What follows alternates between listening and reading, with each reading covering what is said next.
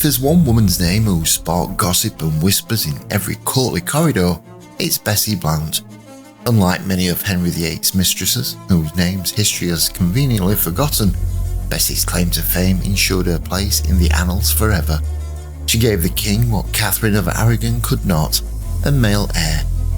While some of Henry's affairs flickered out after mere weeks, Bessie's lasted long enough to make history. She bore Henry a son, Henry FitzRoy, a child Henry would later legitimise in a rare acknowledgement of his affair. This achievement set her apart from the many women who flitted in and out of Henry's bedchamber. Historians have long been interested in Bessie's life before and after her liaison with the king, and Bessie remains a captivating figure. Her legacy, tied to Henry's desperate quest for a male heir, makes her story one that will forever intrigue.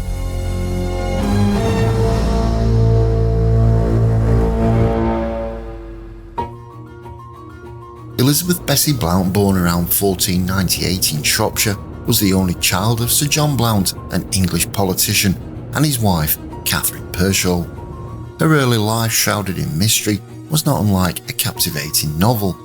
Despite being an only child, her parents adored her, with no signs of disappointment over her gender, which was refreshing for the era. But now, here's where things take a darker turn. Bessie's mother, Catherine, was only 10 when she married Sir John, who was at least 7 years older. And Catherine gave birth to Bessie at 16, and yes, it's as uncomfortable as it sounds. Marrying off a 10-year-old? Well, that's beyond unsettling, and it's hard to fathom how anyone could think she was ready, physically or mentally, for marriage, let alone motherhood. Childbirth was dangerous enough in Tudor times, but for someone so young, it was practically a death sentence. It's a miracle Catherine survived.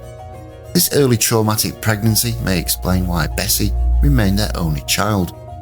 The resilience and strength shown by Catherine in surviving such a perilous situation is truly inspiring.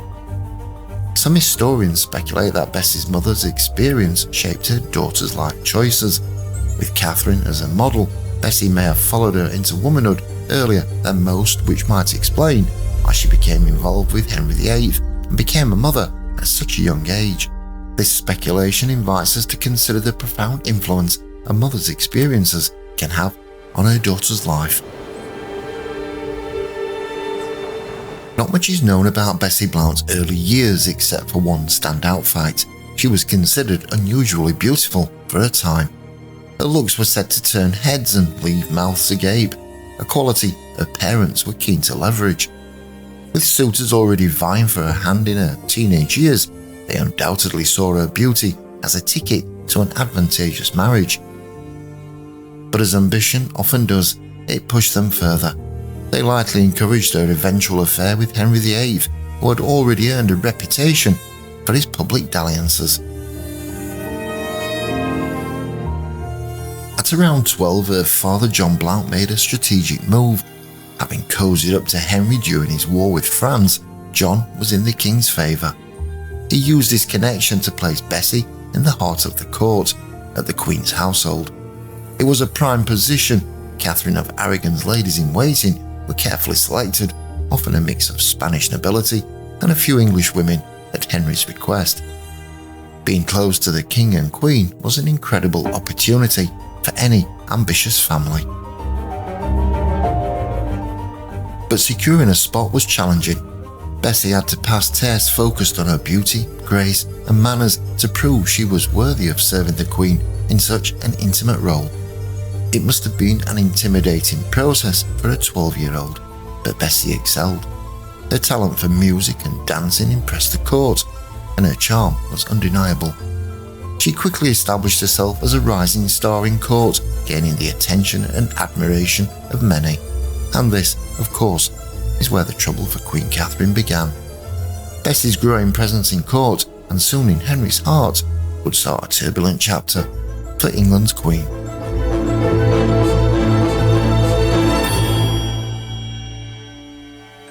It took Henry VIII a little while to notice Bessie Blount. Historians have pinpointed the likely start of their affair to 1514, during a lavish court masque, popular Tudor spectacle where mass performers entertained courtiers with dancing, theatrics, and intrigue. Under Henry's reign, these events became hotbeds of flirtation and drama. With Bessie's natural talent for music and theatre, a sensual display during this masque has captured the king's wandering eye. At this point, Henry's marriage to Catherine of Aragon was strained. After several heartbreaking miscarriages and stillbirths, Catherine's inability to produce a living male heir had become a source of growing frustration for the king. Ever aware of the Queen's vulnerable position, courtiers began manoeuvring their daughters into court, hoping to catch the king's fancy and secure the benefits of being in his good graces. In this environment, Bessie's parents likely saw the opportunity to use their daughter's beauty and charm to their advantage. Unable to resist temptation, Henry was quickly taken with the young Bessie. It was common practice for the king to lavishly reward his mistresses and their families with gifts, lands, and courtly titles. Many noble families, blinded by ambition, eagerly encouraged their daughters to slip into the king's bed, seeing it as a fast track to fortune. For Bessie's parents, the rumours swirling around the court confirmed that their plan had worked. To keep their affair discreet, Henry gave John Blount a tidy sum of £146, considered a small fortune at the time, in an attempt to keep Bessie and her family quiet. The hush money was a common tactic Henry used to avoid scandal, mainly as he worked to conceal his growing list of mistresses from both his wife and the public. But this wasn't just a casual fling. The age difference makes it even more unsettling. Bessie was only about 14 when the affair began, while Henry was in his early 20s. Despite the excitement of life at court, Bessie's youth and vulnerability make this relationship troubling, even by the standards of the Tudor era. What started as a mask of courtly entertainment quickly became a defining chapter in Bessie's life and one of the most controversial affairs in Henry's early reign. In 1518, 4 years into her affair with Henry VIII, Bessie Blount's world changed with one shocking realisation. She was pregnant, and the father was none other than the King of England. Whatever secrecy had shielded their relationship quickly evaporated. In the Tudor court, concealing pregnancy was nearly impossible due to restrictive clothing, and as soon as Bessie's belly began to show, it didn't take long for the court and Queen Catherine of Aragon to put two and two together. You might think Bessie would have enjoyed her pregnancy, securing the affection of the king, but it was far from idyllic. As an unmarried woman carrying the king's illegitimate child, Bessie faced serious consequences. Unmarried women, bearing royal bastards, as they were called, had limited options. Henry, keen to prevent scandal, acted swiftly to protect his reputation and Bessie. He had her quietly relocated to a distant religious cloister, away from the suspicious eyes of the court, so that she could carry the child in relative secrecy. But even this remote retreat couldn't hide her situation forever. The court's whispering had begun, and Bessie's life was forever altered. For Henry, this episode was a lesson in discretion. From then on, he resolved only to pursue married women as mistresses, so any resulting child could be passed off as the husband's, a cruelly pragmatic solution. Ironically, at the same time that Bessie became pregnant, Queen Catherine had also conceived, though sadly she would later miscarry. The knowledge that his wife and mistress were both expecting at once must have weighed heavily on Henry, but for Bessie it added a layer of emotional complexity. Catherine, already grieving her miscarriages and the pressure to provide an heir, must have felt profoundly betrayed. Bessie had once been her companion, and now she was carrying the king's child. Losing her husband's loyalty and a trusted lady in waiting cut Catherine deeply. With that, Bessie isolated herself from the women who had once been her friends, and their loyalty was now firmly with the Queen. Bessie's pregnancy might have led to the birth of Henry FitzRoy, but it also marked the end of her status at court, the start of a complicated legacy.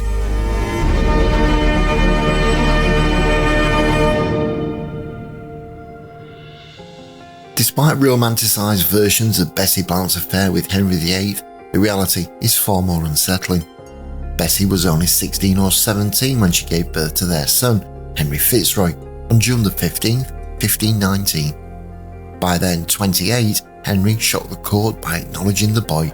His very name, FitzRoy, meaning son of the king, left little to the imagination.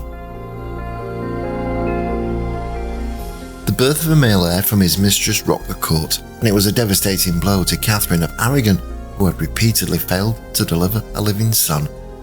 While Henry wasn't yet thinking of divorce, Bessie's success certainly planted doubts about his marriage. Then, in a move that stunned the nation, Henry publicly recognised his illegitimate son, bestowing upon him the prestigious dukedoms of Somerset and Richmond. Bessie might have thought that giving Henry a son would cement her position in his life. After all, she had succeeded where the Queen had failed. But sadly, her hopes of maintaining Henry's affection were misplaced. As history would show, Henry's wandering eye was relentless. Bessie's troubles were far from over. Shortly after giving birth to Henry FitzRoy, Bessie Blount faced a crushing blow. She was royally dumped. Though the exact reasons for Henry's abrupt end to the affair remain unclear, it's likely that Henry saw his mistresses as fleeting pleasures, not long-term partners, and certainly not mothers. His wife was meant to fulfill the role of mother, while his mistress provided personal pleasure. Some historians suggest that the physical changes in Bessie after childbirth may have repelled him, as Henry seemed to lose interest once she became a mother. Whatever the reason, Bessie's time in the king's favour was over. But Henry still needed to finish disrupting Bessie's life. To patch up her reputation, he quickly arranged her marriage to Gilbert Talboys in 1522. It was far from a loving match. Talboys' family had a history of violence and instability, leaving Bessie fearful for both her safety and her future. And her son? Well, he was snatched from her care. Henry almost entirely removed FitzRoy from Bessie's life, sending the child to his own estate to be raised like a prince, even though he wasn't one in name. FitzRoy was given a princely education and upbringing far from his mother's arms, breaking Bessie's heart. She saw him rarely, though she tried to maintain a connection by visiting when she could, bringing extravagant gifts, a white satin doublet, and horses, since FitzRoy shared his parents' love of riding. Still, the pain of being separated from her son lingered, and Bessie carried the guilt of not being there when tragedy later struck. Despite her efforts to remain a part of his life, the distance Henry imposed on mother and child would haunt Bessie, leaving her alone and heartbroken.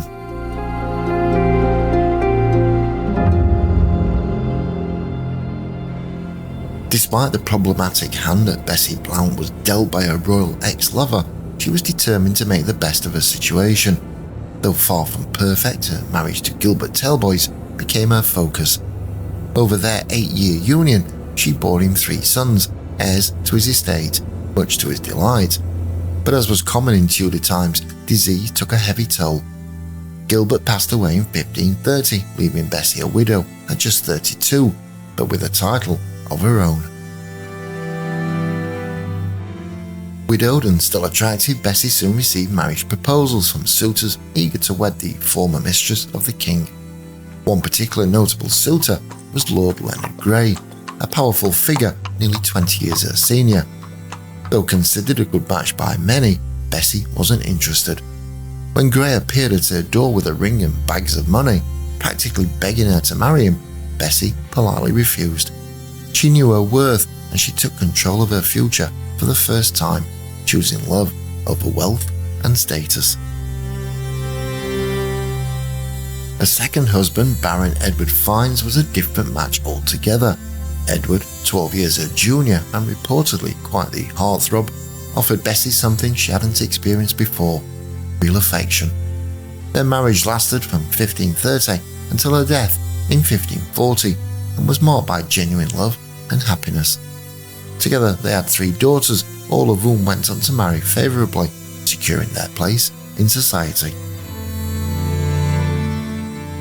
While Bessie found happiness in her second marriage, her eldest son, Henry FitzRoy, did not fare as well.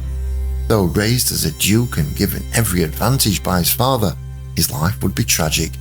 But at least Bessie found a measure of peace in her later years, making choices for herself and her family that she had long been denied.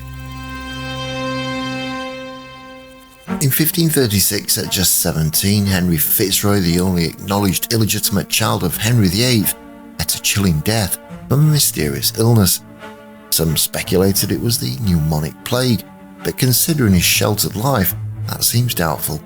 Both Bessie and the king were devastated, but for very different reasons. Bessie mourned the loss of her eldest son, the child that had made her famous, while Henry grieved for a potential heir he had been grooming for the throne. There were even whispers of legitimising FitzRoy, but his death ended those plans. Fortunately for Henry and his third wife, Jane Seymour, had just given birth to Edward, though she died tragically from complications. Bessie attended FitzRoy's private funeral, but Henry had his own pressing problems by then. For Bessie, losing her son meant severing her most significant link to the king. The rest of Bessie's life was marked by further sorrow. There's speculation that her second child, Elizabeth, born in 1520, was also Henry's daughter, conceived during a brief rekindling after FitzRoy's birth. While no definitive proof exists, the time and Bessie's unmarried status make the theory plausible. Despite Henry's mistreatment, Bessie seemed to have forgiven him. Records show that they exchanged New Year's gifts for several years after FitzRoy's death, a sign of lingering affection, or at least respect. Remarkably, she returned to court as a lady-in-waiting to Henry's fourth wife, Anne of Cleves. However, Bessie's service was cut short by a mysterious illness that sent her back to her husband's side, where she soon died. In 1540, Bessie Blount passed away, possibly from tuberculosis, the same illness that likely took her son. Others suggest complications from childbirth, as she had just given birth to her daughter Margaret, and childbirth at her age could have been risky. Tragically, Bessie's final resting place, like many of Henry's mistresses, remains unknown. Bessie's life, once filled with royal favour, ended in mystery and pain. Her story reminds us that even the most successful of the king's mistresses could meet a tragic fate.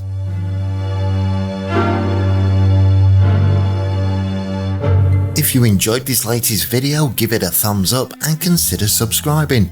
Click on the screen now to explore the untold stories and hidden secrets of another fascinating figure with a story to tell. Get ready to uncover more historical gems and intriguing royal tales. Your next adventure in history starts right here.